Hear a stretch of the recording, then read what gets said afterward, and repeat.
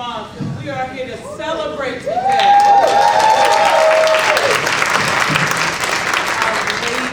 Amazing. My name is Sharon Shore. I'm your MC for this afternoon. Thank you. Hand clap.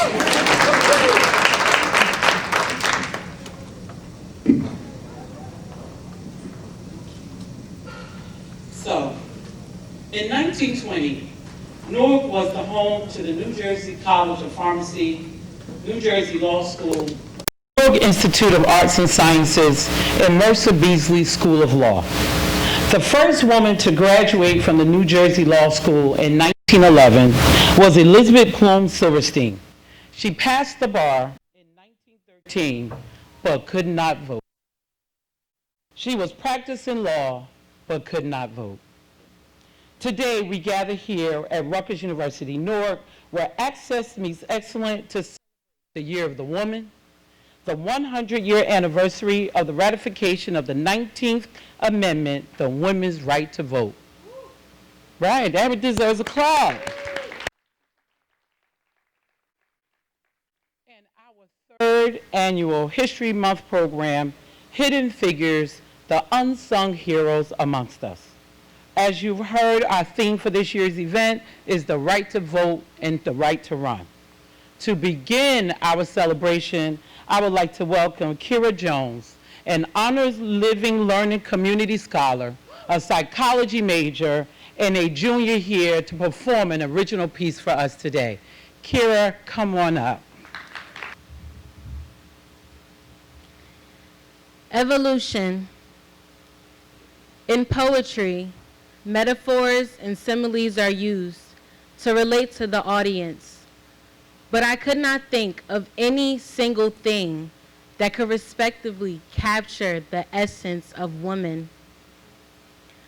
Women are power. Women are resistance. Women are divinity. A woman is not similar to or the same as a woman is. Yet it is often hard to see past the metal chains that silenced and silence us into temporary submission over and over and over. I'm over it. A woman, producer of life, nurturer, divine yet silenced. Tell me, what word does not belong?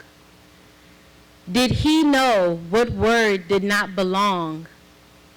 He being the man who thought it was okay to hammer our spirits into the shadows. But this is not a platform for patriarchy. See, you said I was a fragile little flower, but did not expect me to bloom. 100-year anniversary. 100 years, a battle won, a cry heard, perseverance. 100 years of me not having to feel helpless and hopeless as bad decisions cooked frustrating results. The right to vote, to say my voice and representation as a female matters. They gave a mouse a cookie. Us women, we ate until we got the right to vote, right? Right. And while in the celebration still slithers disenfranchisement, the revolution prays. Blessed with her curves and grace, she reloads her armor for war, chanting, women are freedom, women are fluidity, we got Pandora's powers and Eve's sensitivity. Women are freedom. Women are fluidity. We got Pandora's powers and Eve's sensitivity. Now, I would love if we could do a call and response type situation. So with the same chant, I'll just say one sentence, and I would love if you would join me by repeating it. Women are freedom. Women are freedom. Women are fluidity. We got Pandora's powers and Eve's sensitivity. Women are freedom. Women are fluidity. We got Pandora's powers and Eve's sensitivity. A woman is life. Thank you.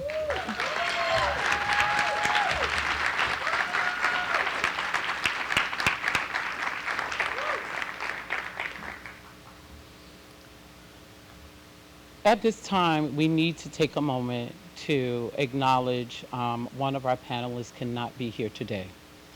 Senator Diane Allen was extremely upset that she could not be here, but she is extremely ill. And so, unfortunately, she will not be here, but we commended her on her efforts to even try to find somebody to replace her, and she wanted to be here in the most possible way.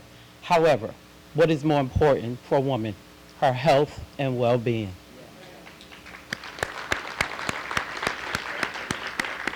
So we are going to have a nice, intimate conversation and discussion with, as I read through their bios. Our first moderator today, Dr. Tajania Henderson, is the first African-American female dean at Rutgers University Newark.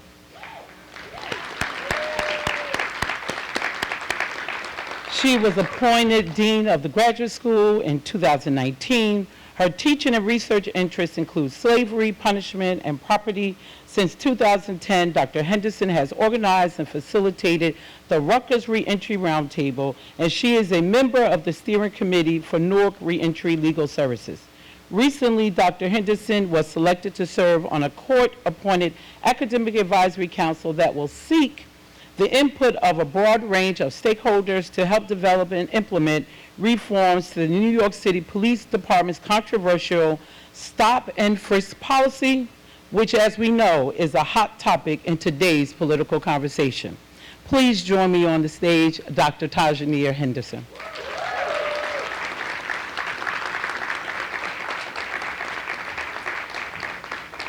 So when we say that our students here at Rutgers University Newark are awesome, this next co-moderator, hold your seats.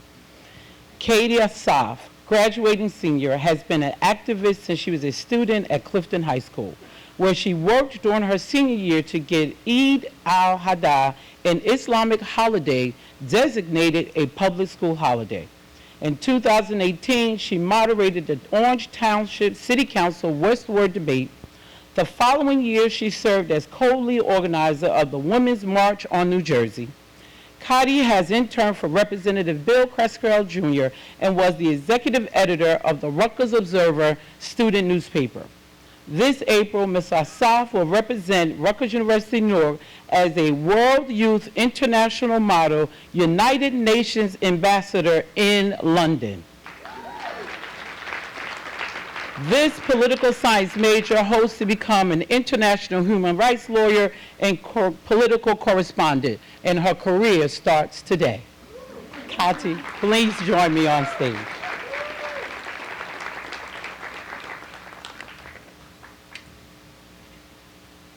Ms. Andrea Christian is the Law and Policy Director at the New Jersey Institute for Social Justice. In this capacity, she leads the implementation of the strategic vision and the direction of the law policy program. She oversees the programmatic function of the Institute's three pillars of social justice, democracy and justice, economic justice, and criminal justice reform.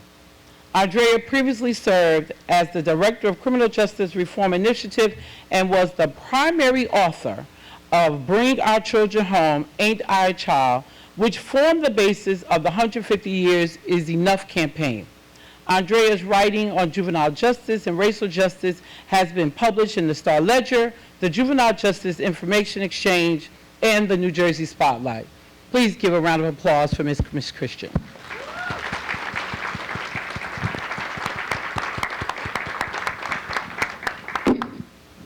So So they will participate in about a 20-minute conversation. There are some committee volunteers that have index cards. So if you have questions, somebody will give you an index card, and we will collect them so we can then have a Q&A. In the meantime, give a round of applause for our panelists today.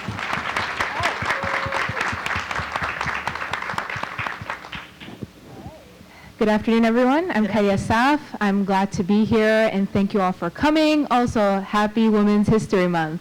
Let's get started. So, Ms. McChristian, when you hear the term right to vote, what does it mean 100 years ago, and what does it mean today?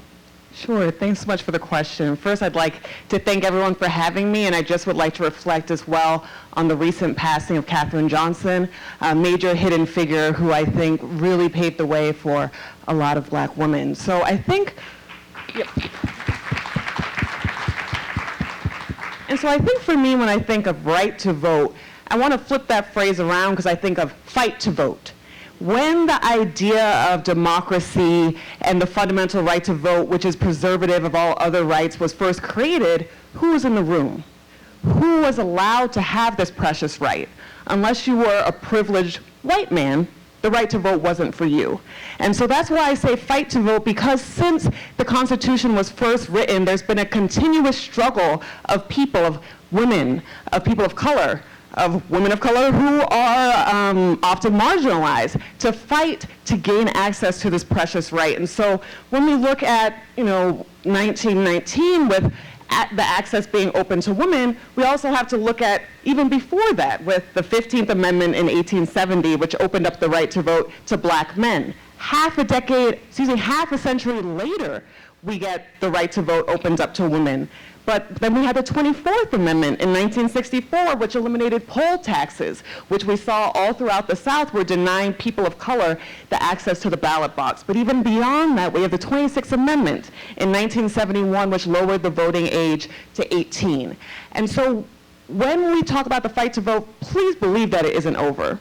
As we saw with Super Tuesday, with polling sites closed, hour-long lines just to gain access to the right to vote, we're in a continuous struggle for, on paper, yes, we all have the right to vote now and have this opportunity granted to us, but continuous systematic racism and discrimination, as we're seeing through voter ID laws, as we're seeing through the closing of polling sites, as we're seeing through other mechanisms that are continuously in play to deny us our precious right to vote. And so I think when I think of the right to vote now, I think of, okay, on paper, we have this precious right, but we all in this room have to continue to fight to vote.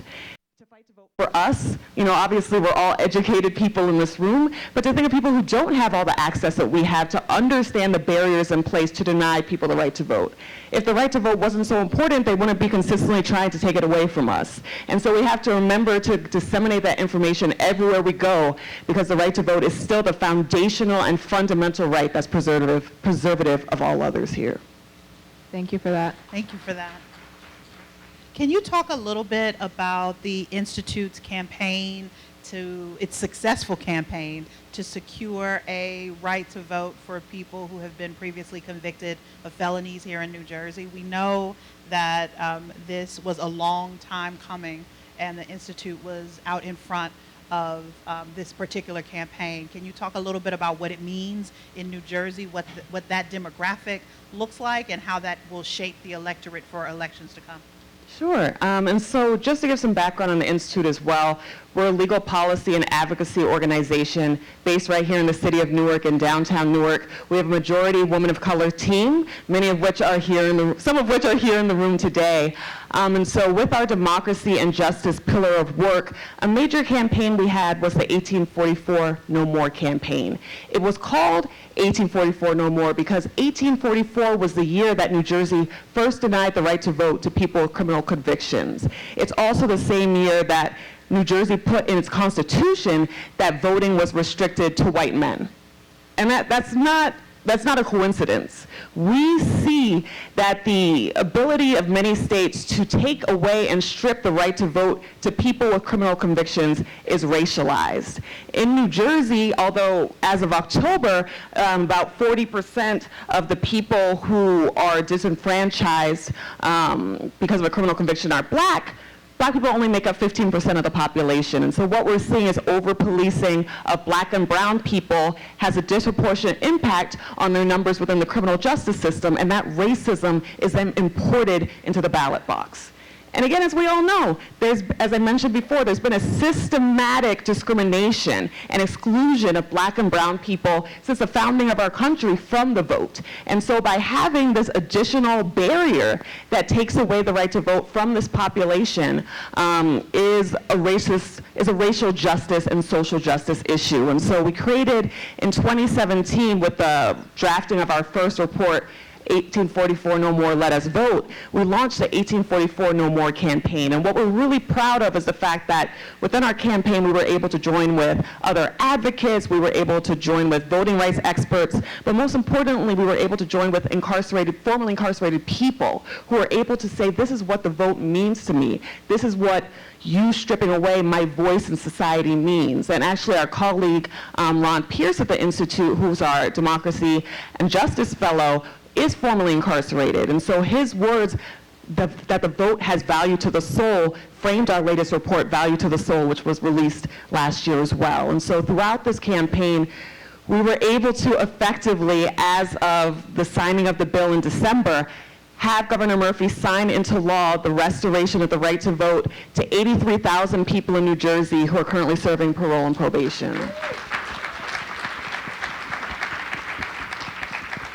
And so as of March 17th this month, and I have some flyers right outside, that law will go into effect. And so what we're really trying to do is get the word out to people that they have this right to vote restored. If you know anyone on probation or parole, if you work with anyone who knows anyone on probation and parole, we're asking you to please spread the word, because as we know, implementation is the next big step.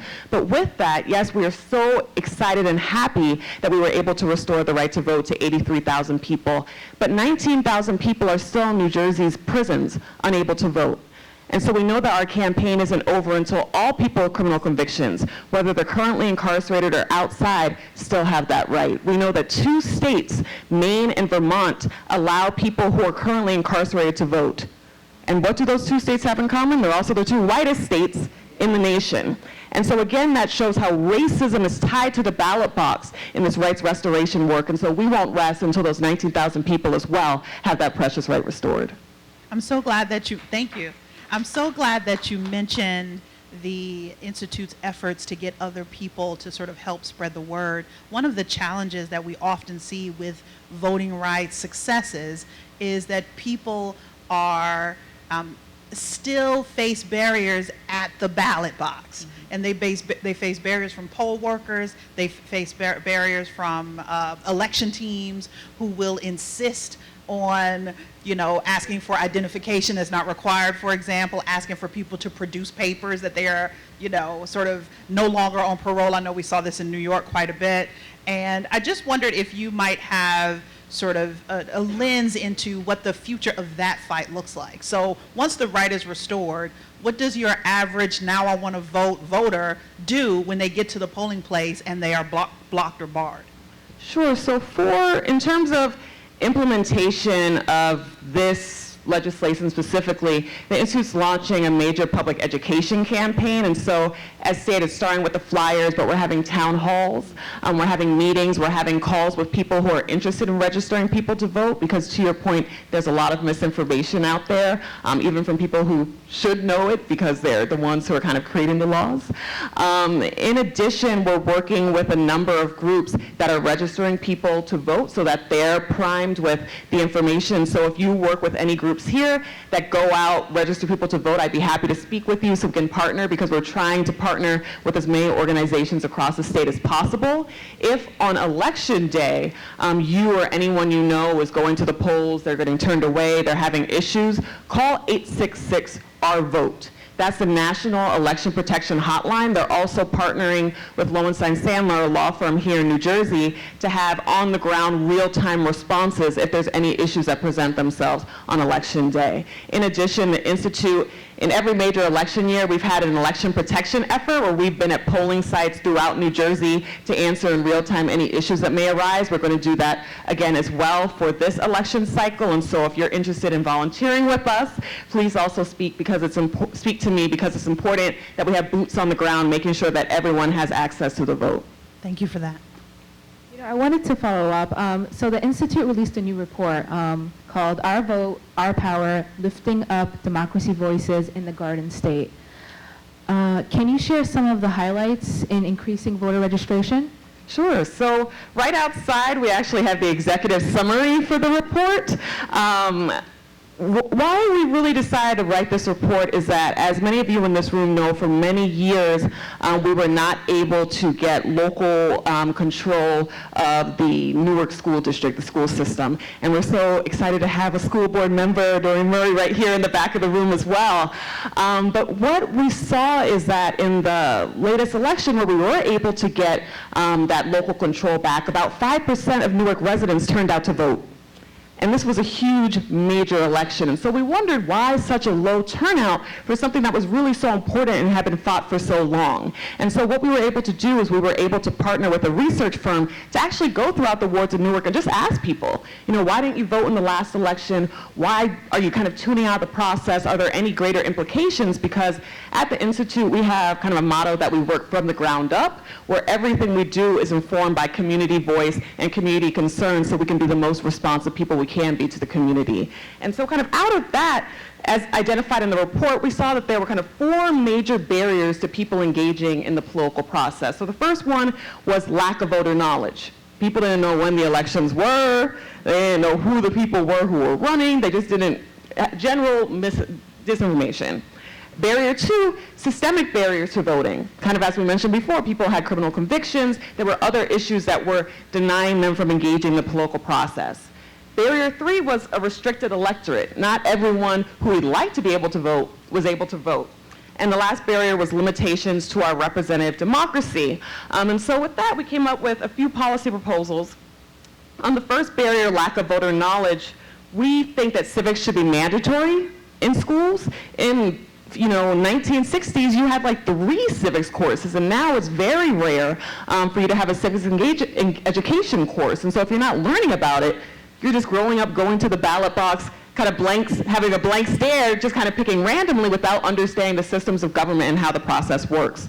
We are recommending consolidation of all elections to November. Elections are all over the place during the year. You have municipal elections, county level elections, presidential elections, and people aren't really sure when the elections are happening. And so everyone remembers November, because that's, the big presidential election. So moving all of them to around the same time period. Eliminating barriers to candidate information and voting for non-English speakers and people with disabilities. If you don't speak English and you're going to a polling site and there's no information in your language, you're just as confused as if it was a completely foreign language to you. It doesn't help if people are engaged and they want to vote, but they can't understand the process.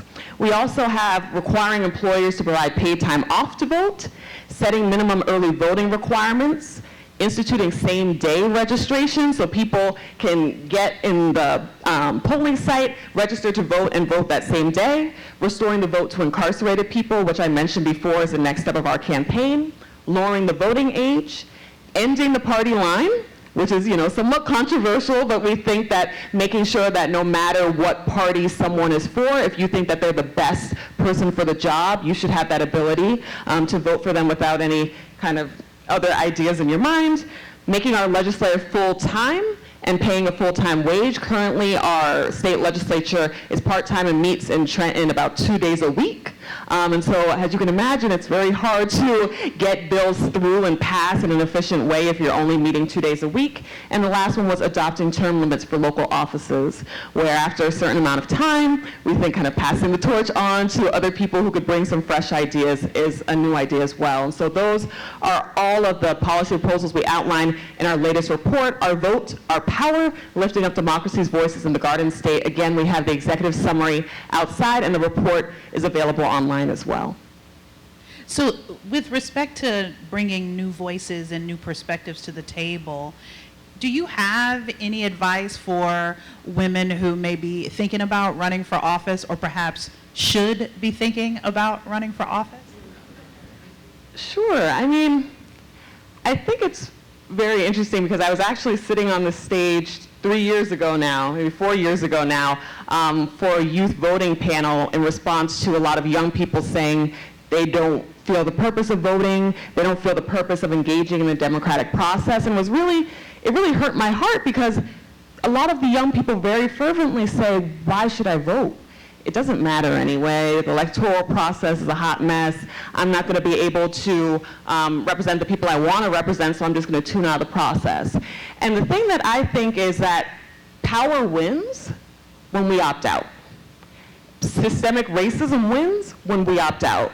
It's our young people who are going to be the next phase of the movement. And it's interesting because this past weekend our team was actually in Selma for the Selma to Montgomery March that commemorates the Bloody Sunday March 55 years ago. And that was led by young people.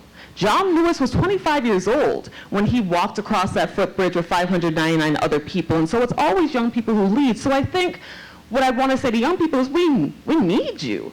This country needs you. It's always needed you. You have the fresh ideas, you have the voice, you have the energy to be able to affect policies, to pass laws. If we're all opting out, then nothing's going to get done.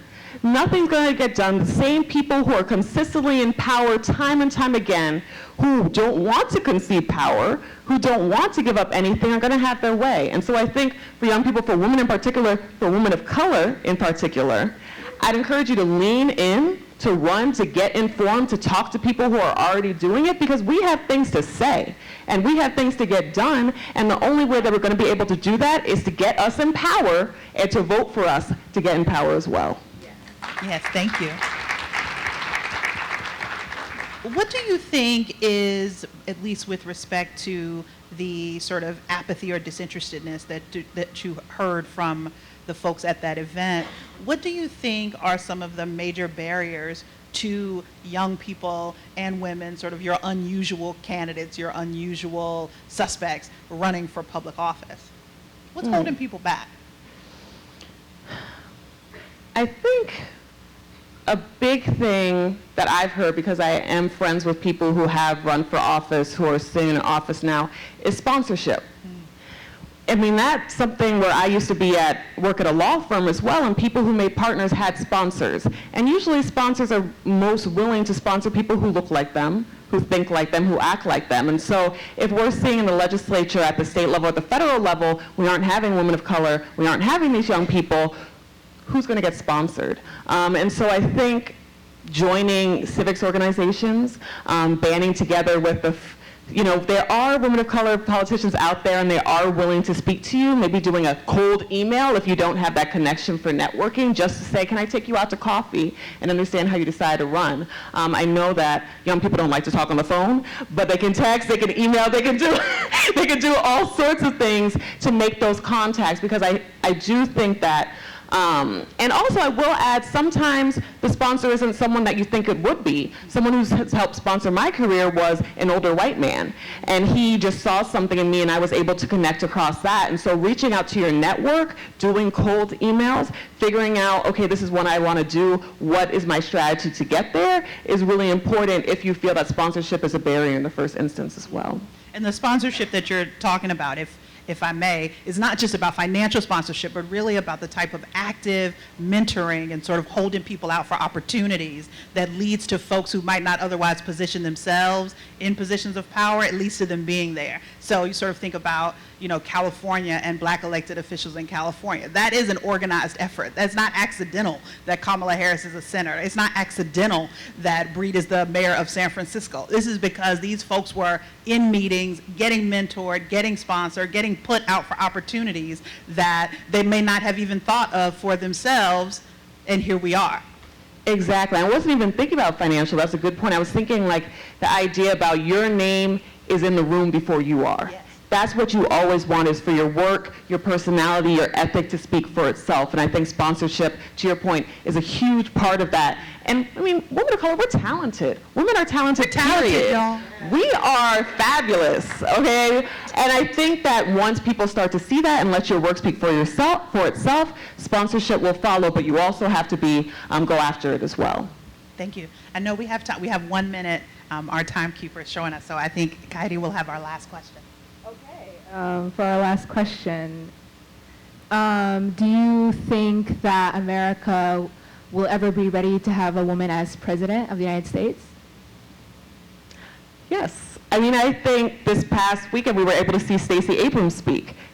I could, and the woman who was next to me, who was actually an elder, said to me, she said, she's going to run, and I would vote for her. And so I think we're seeing fabulous women. I mean, women, like I said, have always been fabulous, but we're seeing more and more push to the forefront now where it's become a reality. You know, Barack Obama opened the door for so many different things and so many different reasons, and I think a woman is going to walk right through it, and hopefully soon. Thank you so much. I know that we have a couple questions from the audience.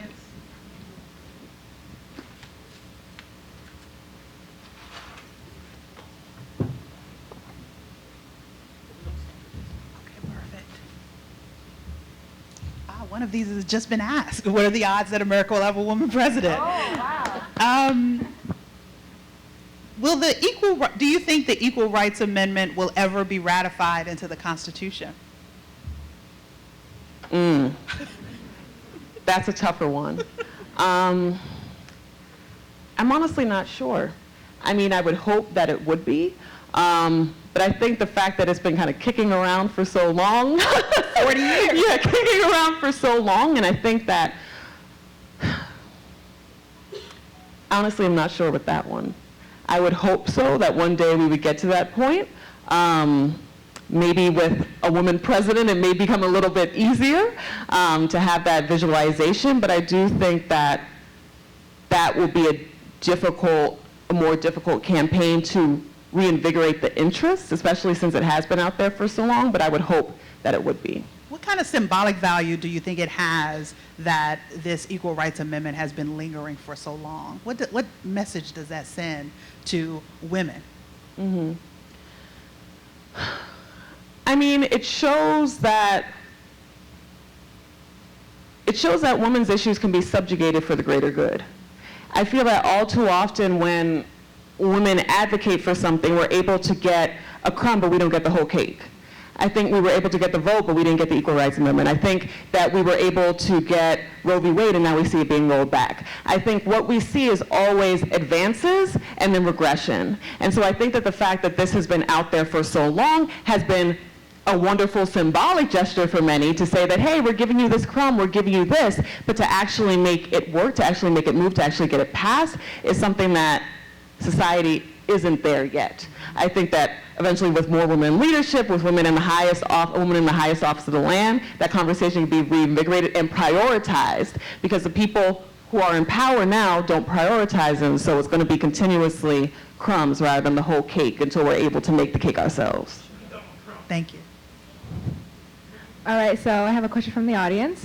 What would you say to young girls watching strong women like Elizabeth Warren being ignored on the world stage? I mean, I wouldn't say Elizabeth Warren's ignored. I think that there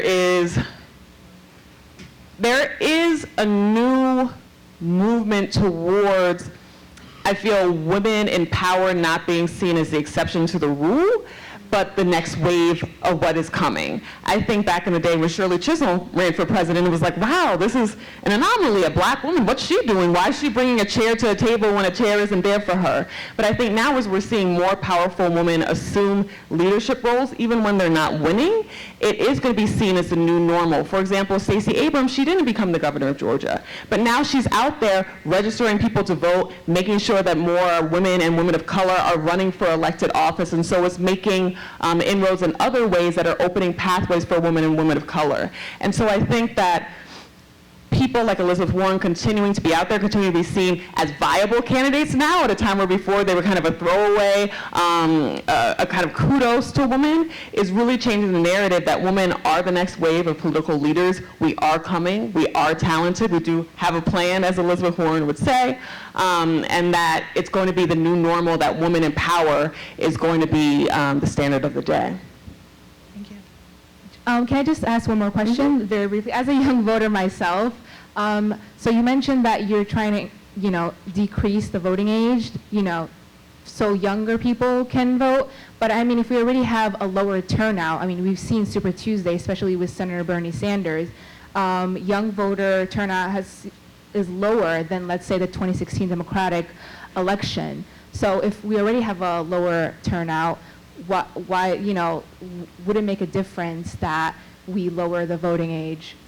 I think it would. I think the thing is that young people may be tuning out the process, but you won't find a more engaged group with politics. You'll see on social media, on Twitter, Instagram, Snapchat, young people are paying attention to what's going on. They're paying attention to the presidential candidates. They're paying attention to legislators and the issues that they care about. The issue is that next step of getting them to vote. I think that if we can tap into what they're interested in, tap into why the vote is important and how it will translate into the policies and practices that inform them in their communities, we will see this huge voting bloc, millennials, young people, et cetera, who are able to get engaged in the process. And by having that lowering the voting age coupled with mandatory civics engagement and civics education and other mechanisms that are making young people understand why their vote is important, we'll be able to access a huge group of informed young voters who can turn out in future elections. Thank you. Please give our panelists a round of applause. Thank you.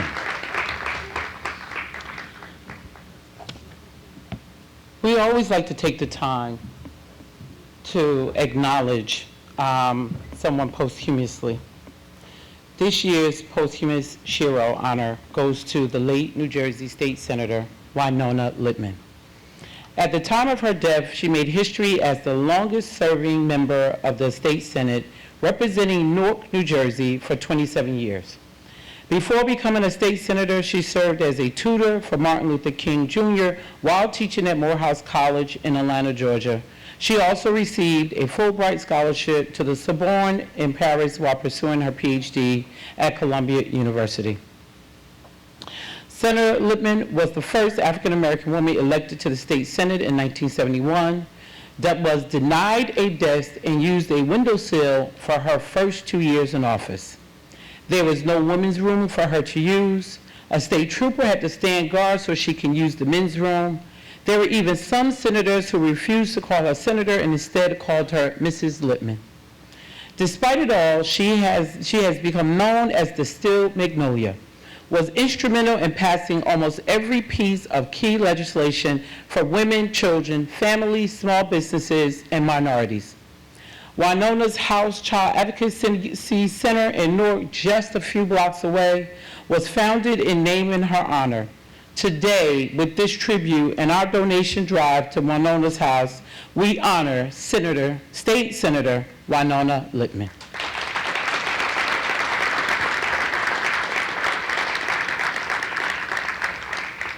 As we stated, this is our third annual event, but this year is a year of firsts. We've decided to implement and recognize the trailblazers amongst us. This year, the Women's History Month community honors living first, so people who are living history, women who are breaking ground right now in their respective fields. And the first of the two first is the Honorable Sheena Collum, is the first female president of South Orange Township, a municipality of 16,000 residents. She was elected in May 2015 and re-elected to a second term in May 2009.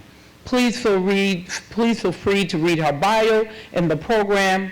I would like President Sheena Collum to come and say a few words at this time.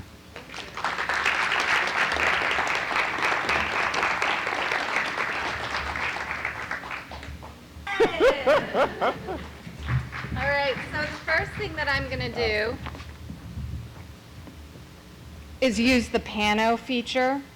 So if everyone could just stand up, like this is so amazing, you're so beautiful. Like, come on, ready? All right.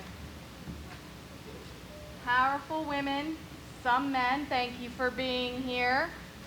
Beautiful, exciting. And I gotcha. All right, thank you so much. So I'm Sheena Collum, the first village president. That's a female in South Orange. I'm also a minority. I'm Korean American. If anybody likes kimchi, that's my style of thinking before big decision making. So much of what the last panel said resonated with me, especially lowering the voting age.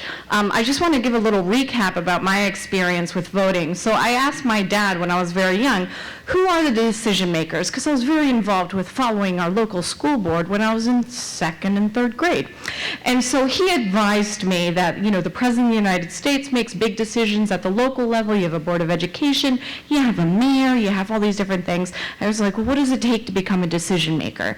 And he was like, well, you have to run for office, but the most important thing is that you have to surround yourselves with very smart, intelligent, thoughtful people because they will make you even better. He was like, a lot of people call it a cabinet. For the longest time, again, remember, I'm like 2nd, 3rd grade. I thought he was talking about the kitchen cabinet. I was like, opening that door. I'm like, what? No, it's not working. He explained the people. So within my own neighborhood association, I didn't actually create the association, but I handpicked all of my friends who I used to like play tag with. I was like, you're my cabinet. They're like, what's that, Sheena? I'm like, you're my cabinet, you're my advisors. So I started dragging them to Board of Education meetings as we were advocating for a new playground at Daymar Elementary School. Keep in mind, again, 2nd and 3rd grade. So here they are, they're my cabinet. So they still have no idea why I'm dragging them to a meeting. So we ride our skateboards, we go down to Daymar Elementary School, and I stood before the Board of Education. My mother got me an unabridged Webster's dictionary because at that point I was, well, I'm already short, but I was even shorter. So I was all the way down here. So I would step on my dictionary and I would address the governing body. And I had very thoughtful and considerate comments considering the gravity of a capital budget. And so I also had to reference the fact that not only was I here speaking, but I was speaking on behalf of my cabinet. So I looked at my friends, some who were clearly picking their nose.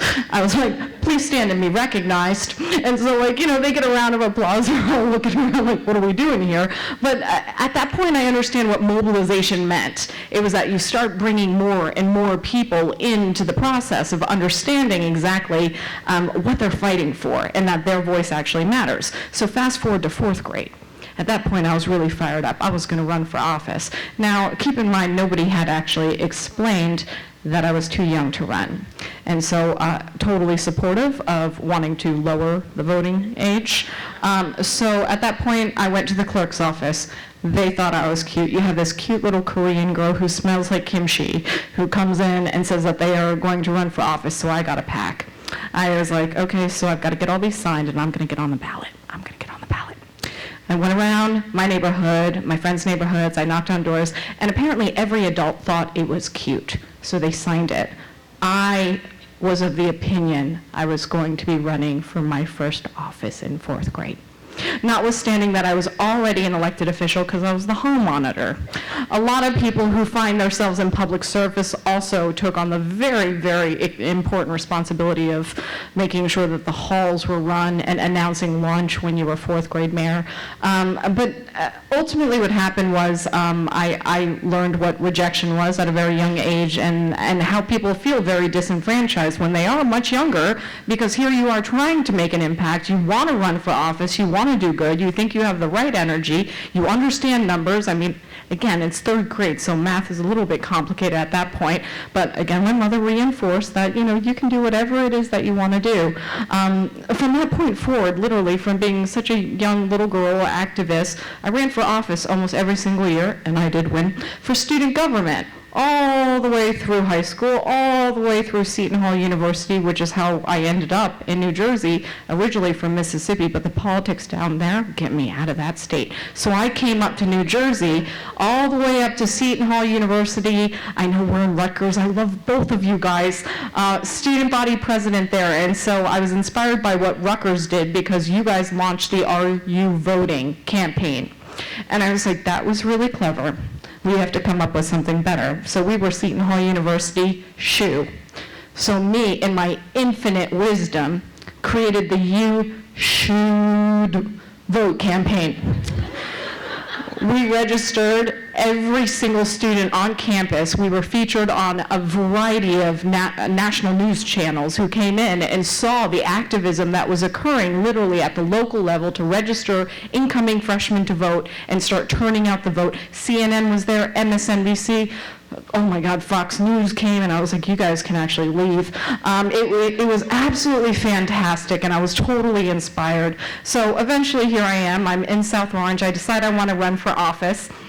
People ask me why, and I know that the better answer is to say, like, I love public service, I want to help people, and all those things are true, of course, but I want power. And I think that women have a hard time saying, like, cut to the chase.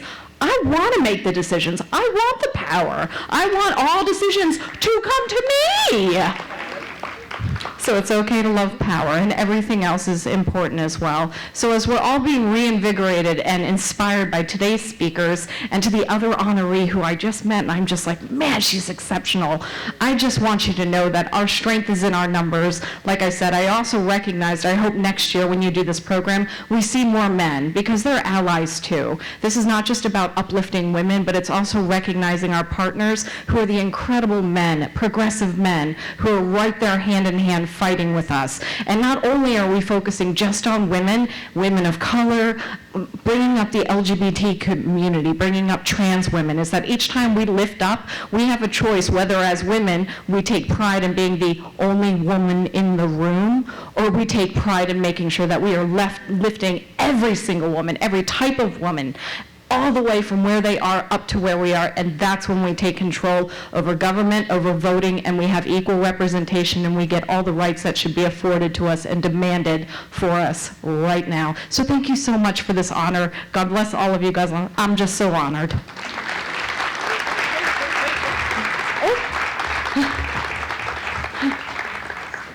So on behalf of the first, we acknowledge Sheena Collum, first president for South Orange Fellows. Oh my gosh, thank you so much. You're welcome. I just want to note that a great photographer came up with this picture, and I'm not actually selling toothpaste. That was just a good Photoshop. Thank you very much. We also have just made one for our first female, African-American female dean, Tajania Henderson.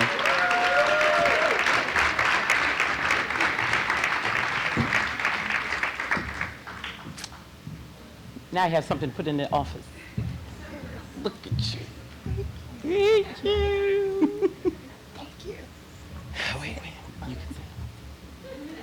Yes, you can sit. Now to our favorite part of the program. Yay.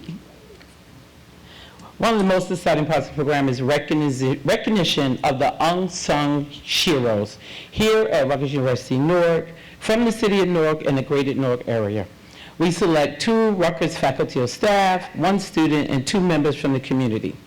I would like the Women's History Month committee members, as I call their names, to join me on stage for the pinning ceremony.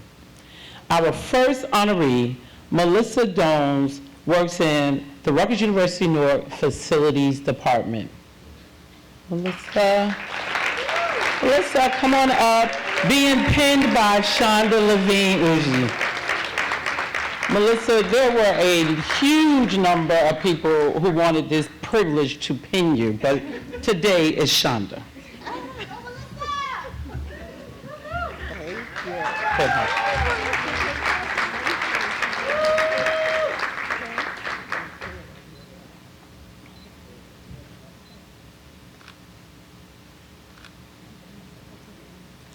Okay. So, our next honoree, Lori Van Walters Sherrill, from the Education Opportunity Fund for the Rutgers School of Nursing, pinned by Kate Bright. Kate.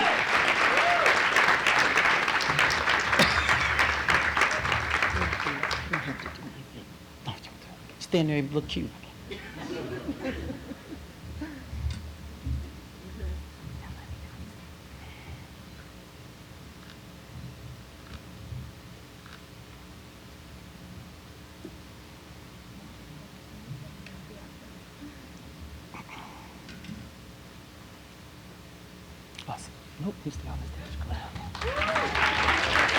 Hanifa Webster, President for the Parent-Teacher Organization for George Washington Carver Elementary School, pinned by Sahai Hansen.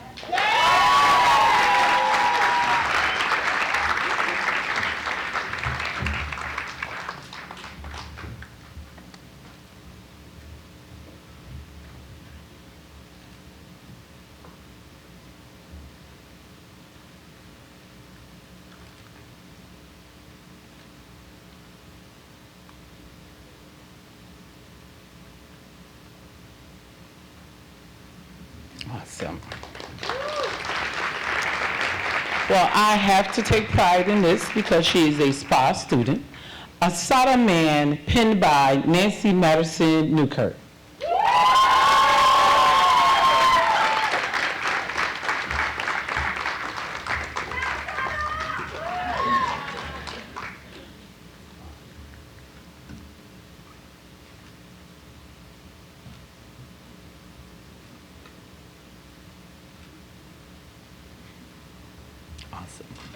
Last but not least, Tanya Veltz, Director of Treehouse Cares, pinned by Crystal Grant.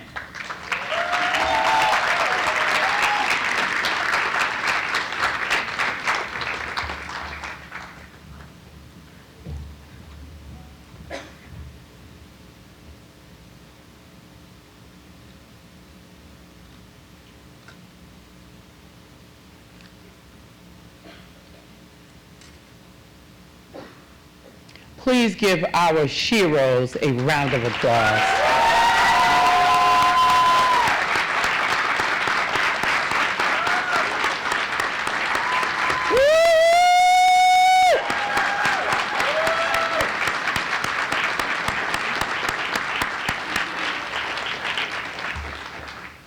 Thank you.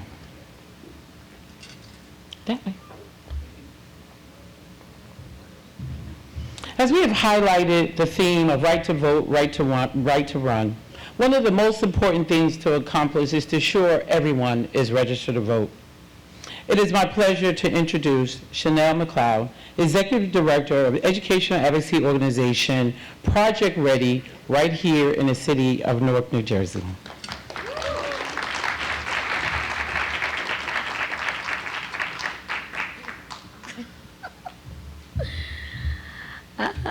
She just whispered in my ear, 2 minutes. I think my speech runs a little over, but cut me off if you need to. Good afternoon, everyone. Good afternoon, everyone. All right.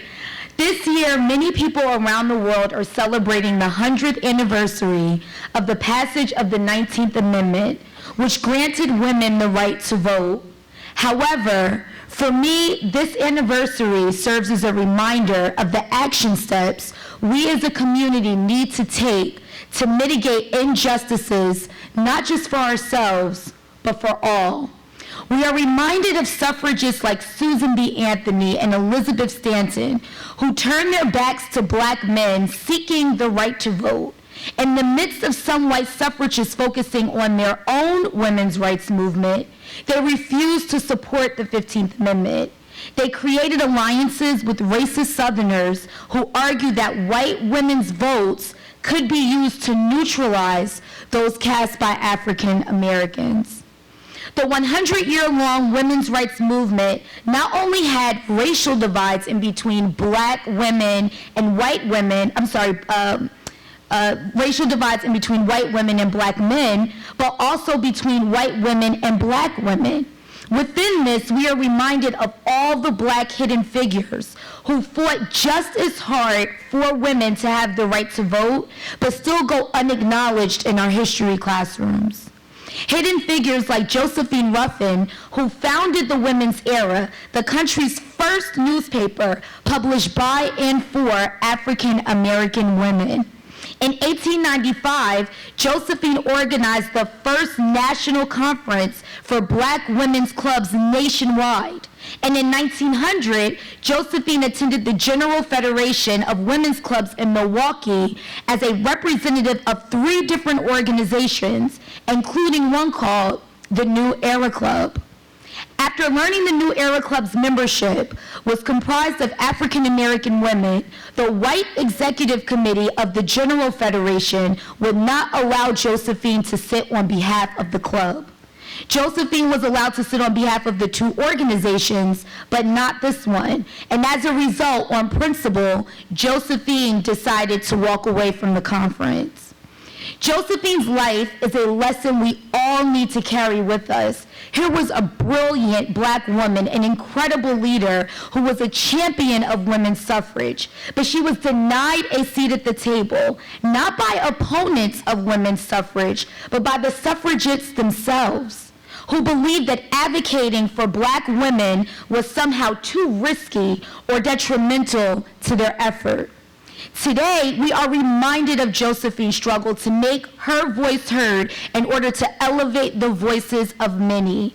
We still treat black female leaders differently than our male and white female counterparts.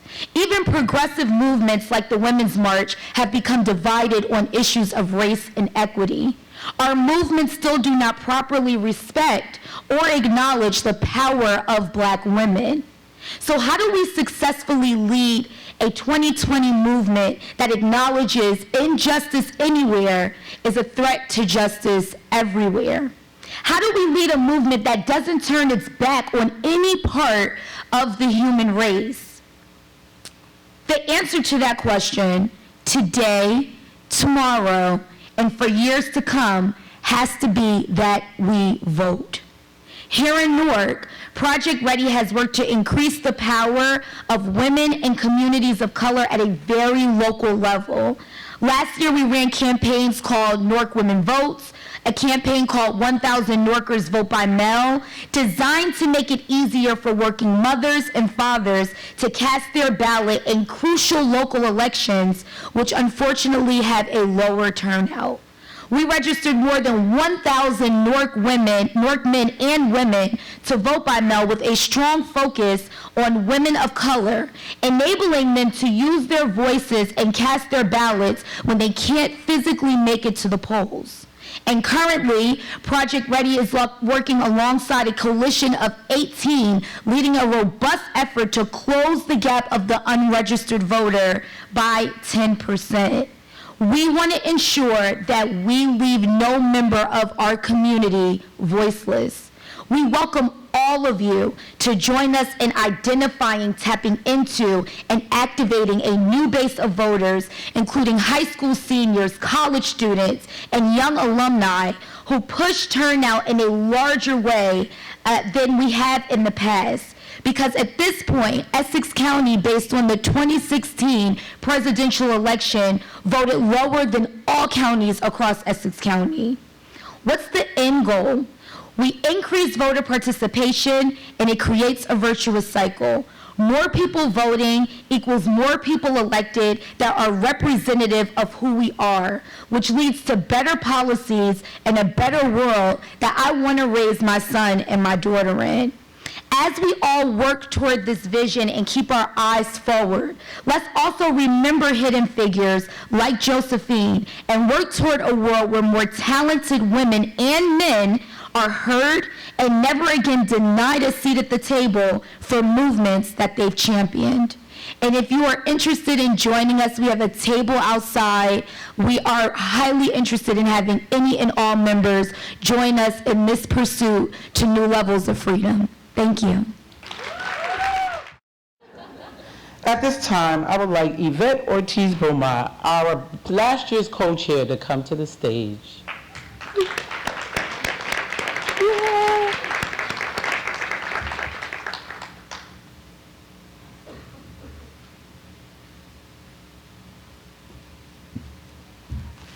Yep. Good afternoon, ladies and gentlemen. I had the pleasure of chairing this committee last year, and it was with great delight that I passed the torch on to this year's committee chairs. At this time, we'd like to call forth our two committee co-chairs, Ms. Lori Scott Pickens and Ms. Shanita Carter. We're going to ask our committee members to please stand as we recognize all the hard work that was put into this year's organizing of this event.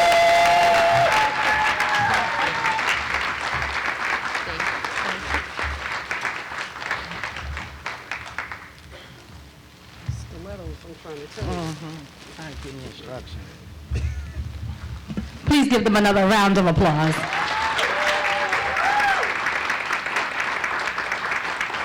Thank you. Thank you.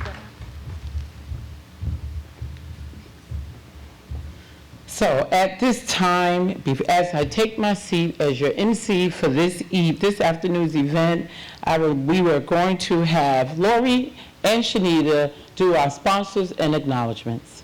Welcome our 2020 co-chairs of the Women's History Month Committee.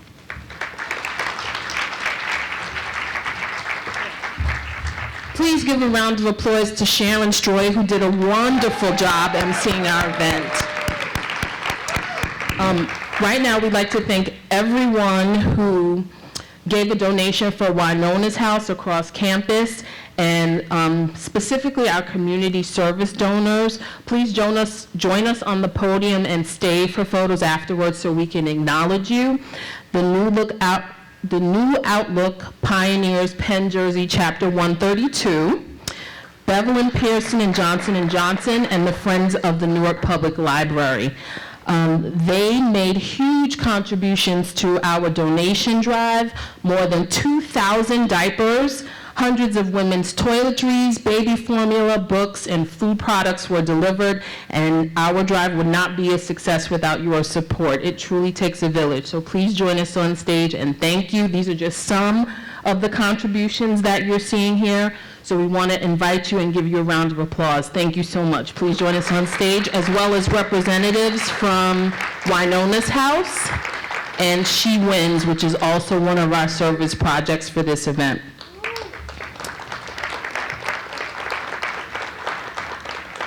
Now, while they come to the stage, I want to remind everybody that you still have time to contribute to our community service efforts by volunteering in the 1919 Challenge.